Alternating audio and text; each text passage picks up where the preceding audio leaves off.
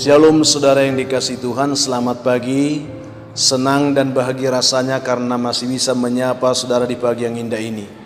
Doa dan harapan saya bahwa saudara semua dalam keadaan baik, sehat, dan penuh sukacita diberkati Tuhan untuk sepanjang hari ini. Sebelum kita memulai renungan ini, baiklah terlebih dahulu kita berdoa. Bapa di surga, terima kasih untuk kebaikan-Mu yang sudah menyertai kami sepanjang malam, juga sudah menganugerahkan kami hari baru pagi ini. Berkati dan pimpinlah kami sepanjang hari oleh Roh Kudus-Mu, sehingga kami boleh berjalan dalam kemenangan Kristus di sepanjang hari ini. Dalam nama Tuhan Yesus kami berdoa, amin. Saudaraku yang dikasihi Tuhan, firman Tuhan yang menjadi renungan dan penuntun hidup kita di sepanjang hari ini, saya siapkan dari kitab Injil Lukas pasal 14 ayat 25 sampai 35. Namun yang akan saya baca yaitu ayat 28 sampai ayat 30. Saya mohon saudara mempersiapkan Alkitab dan membaca ayat ini juga. Demikian bunyinya saudara. Sebab siapakah di antara kamu yang kalau mau mendirikan sebuah menara tidak duduk dahulu membuat anggaran biayanya, kalau cukup uangnya untuk menyelesaikan pekerjaan itu, supaya jikalau ia sudah meletakkan dasarnya dan tidak dapat menyelesaikannya, jangan-jangan semua orang melihatnya, mengejek dia sambil berkata, orang itu mulai mendirikan tetapi ia tidak sanggup menyelesaikannya. Saudaraku yang dikasihi Tuhan Yesus Kristus, ayat ini menarik. Tentu yang akan kita renungkan pada pagi hari ini dari pembacaan ini adalah tentang antara beriman dan bertindak, berpikir. Antara berpikir dan beriman, itu maksud kami saudara. Saudara yang dikasihi Tuhan, seorang anak Tuhan dibuat bingung saudara. Suatu ketika karena ia tahu dia tidak tahu apakah dia harus beriman atau harus menggunakan akal sehat lewat pikirannya. Karena suatu ketika ia merasa sakit kepala yang sangat luar biasa. Lalu sebagai orang percaya, dia berdoa dan berdoa, tetapi sakit kepalanya itu tidak kunjung sembuh. Lalu tiba-tiba seorang temannya datang dan berkata kepadanya, "Jangan hanya pakai iman saja teman, tetapi kamu harus juga berusaha." Lalu temannya itu memberikan obat sakit kepala kepadanya, dan segera setelah ia meminum obat sakit kepala itu, sakit kepalanya sembuh saudara. Luar biasa. Lalu setelah sakit kepalanya sembuh, muncul sakit kepala yang lain dalam diri orang tersebut, yaitu kebingungan saudara. Kepalanya mulai berpikir, kok bisa begitu? Dia bingung. Dia berpikir, kapan harus beriman dan kapan harus menggunakan akal budi. Saudara yang dikasihi Tuhan Yesus Kristus, ini menjadi pembelajaran kita pagi ini. Kisah lain lagi, suatu ketika dalam sebuah gereja terjadi penyunatan uang persembahan kasih untuk pengkhotbah tamu dalam gereja itu. Karena mereka mempersiapkan persembahan itu tidak begitu banyak orangnya, lalu salah seorang dari antara mereka mengusul supaya orang yang mempersiapkan persembahan ini berkumpul dan ditanya satu persatu, pasti akan ketahuan siapa pencurinya. Demikian. Tetapi saudara, salah seorang dari antara majelis berkata, "Ya sudahlah, tidak usah kita meributkan hal itu. Serahkan saja pada Tuhan. Pasti Tuhan akan bukakan," katanya. Kembali saudara, kita dibuat bingung. Kapan seharusnya kita harus beriman dan kapan harus berserah kepada Tuhan? Kapan kita harus bertindak memakai akal sehat dan pikiran kita? Itu saudara menjadi pertanyaan. Atau mungkin ini kembali, saudara pernah menjumpai orang-orang yang memaksa saudara supaya saudara beriman, sedangkan dia sendiri sedang berhitung menggunakan akal pikirannya sendiri. Ada seorang anak Tuhan yang adalah seorang pelukis mendatangi rumah seorang pendeta dan menawarkan lukisannya seharga 3 juta per lukisan saudara. Lalu Pak Pendeta menolak untuk membeli lukisan ini karena harganya terlalu mahal. Lalu sang pelukis itu mulai berkata kepada Pak Pendeta, "Pak, jangan bilang tidak ada uang," katanya saudara. "Kan Tuhan kaya, pasti Tuhan akan membalas Pak Pendeta berlipat kali ganda." Dikatakan saudara, "Bapak harus beriman. Ya, Tuhan pasti mengganti apa yang Bapak taburkan hari ini," katanya saudara. Seakan-akan dia mengajari Pak Pendeta tersebut. Lalu Pak Pendeta tersenyum dan berkata kepada pelukis tersebut, Maaf ya, saya sungguh tidak bisa membeli lukisanmu. Kasihan kamu sudah datang jauh-jauh membawa lukisan sebanyak ini. Naik angkut lagi, pasti kamu sudah capek. Lalu saudara, pelukis itu menjawab Pak Pendeta itu dengan bangga. Pak Pendeta, namanya juga usaha. Seperti itulah dikatakan oleh sang pelukis tersebut. Dalam hati Pak Pendeta itu mulai bertanya. Dalam hatinya tentunya, loh, kamu sendiri berhitung, kamu sendiri ternyata berpikir dan berusaha, tetapi kamu memaksa saya untuk beriman. Kan bingung saudara, kenapa kamu tidak beriman saja supaya banyak pembeli digerakkan hatinya oleh Tuhan supaya datang ke rumahmu untuk membeli lukisan tersebut. Itulah yang ada di dalam hati Pak Pendeta. Pak Pendeta juga bingung saudara pada saat itu. Saudara, lewat kisah itu, apakah kita tidak boleh menggunakan akal pikiran kita? Tentu saja boleh saudara. Kita tidak dilarang untuk berpikir. Boleh menggunakan akal pikiran kita. Karena Allah sendiri memberikan kita akal budi. Tentunya Tuhan bermaksud supaya kita dapat menggunakan hal itu sebaik-baiknya. Sama seperti Tuhan telah memberikan kepada kita kaki dan tangan. Ya, kalau kita perhatikan, tentu Tuhan tidak berharap kita akan berjalan dengan perut dan memegang dengan leher kita. Karena itu tidak mungkin saudara kita lakukan. Pasti Tuhan berharap kita berjalan dengan kaki kita dan kita memegang dengan tangan kita tanpa mempermasalahkan apakah setiap langkah dan setiap pegangan yang kita lakukan itu harus dilakukan dengan iman atau tidak. Tanpa memperhitungkan itu. Namun Tuhan sudah menetapkan bahwa kita harus berjalan dengan kaki dan memegang dengan tangan. Yang Allah peduli di sana adalah bahwa apa yang dikerjakan baik oleh kaki dan tangan kita, semua harus selaras dengan kehendak, dengan perintah dan ketetapan Tuhan. Itu yang Tuhan inginkan. Itu yang kita dapatkan. Jadi jelas saudara bahwa berpikir dengan menggunakan akal budi kita bukanlah suatu perbuatan yang tercela. Bukan saudara. Atau bukanlah suatu perbuatan yang berdosa atau bernilai lebih rendah dibanding dengan beriman. Bukan.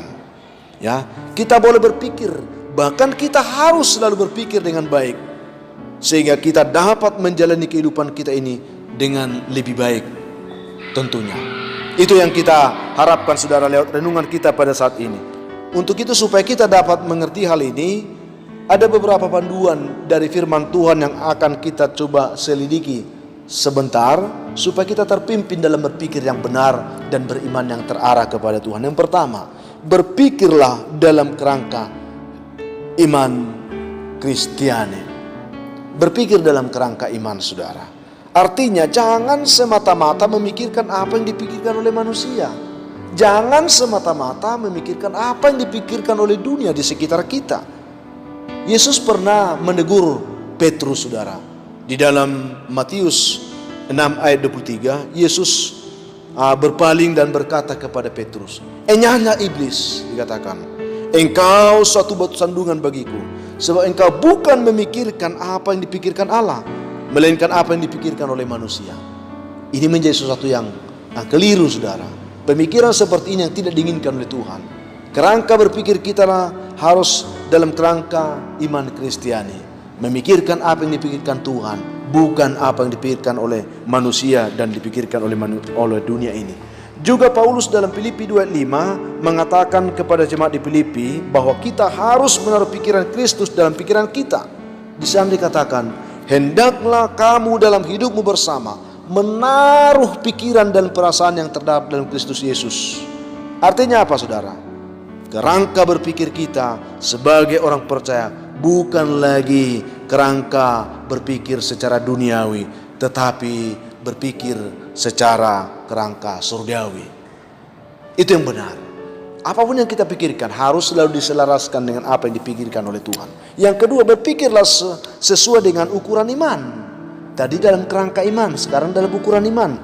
Firman Tuhan berkata, "Jangan kamu memikirkan hal-hal yang lebih tinggi daripada yang patut kamu pikirkan, tetapi hendaklah kamu berpikir begitu rupa sehingga kamu menguasai diri menurut ukuran iman yang dikaruniakan Allah kepada kamu masing-masing.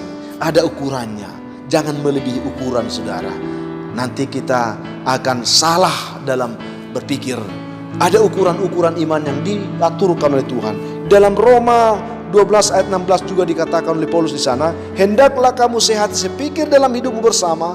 Jangan kamu memikirkan perkara-perkara yang tinggi, tetapi arahkanlah dirimu kepada perkara-perkara yang sederhana, dan janganlah menganggap dirimu pandai. Baiklah kita berpikir sederhana, tetapi dalam terang kebenaran firman, dalam tuntunan iman yang benar, daripada memikirkan hal yang besar, seakan-akan kita merasa diri kita hebat dan pandai. Itu yang Tuhan tidak inginkan saudara.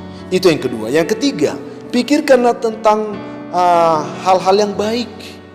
Jadi kalau kita berpikir, mari kita menanamkan, mengukur bahwa yang kita pikirkan itu adalah hal-hal yang baik. Kita tentu tahu apa yang dikatakan oleh Paulus tentang hal ini. Dalam Filipi 4 ayat 8 di sana dikatakan bahwa semua yang benar, semua yang mulia, semua yang adil, semua yang suci, semua yang manis, semua yang sedap didengar, semua yang disebut kebajikan dan patut dipuji, pikirkanlah semuanya itu. Jadi jelas saudara, bahwa kita diajar untuk berpikir dalam pola pikir yang benar, ya, yang baik, yang suci, yang adil, yang manis, yang sedap didengar. Jika pola pikir yang seperti ini, tentu ini selaras dengan perjalanan iman kita. Tuhan pasti akan memberkati kita di sana. Itu yang didapatkan. Sehingga saudara, untuk itulah kita perlu dibaharui dalam roh dan pikiran kita dari hari ke hari, supaya kita bisa menangkap makna dari ungkapan ini. Mari saudara, kalau kita berpikir, tentukan yang kita pikirkan itu adalah hal-hal yang baik. Jangan memikirkan hal yang tidak baik.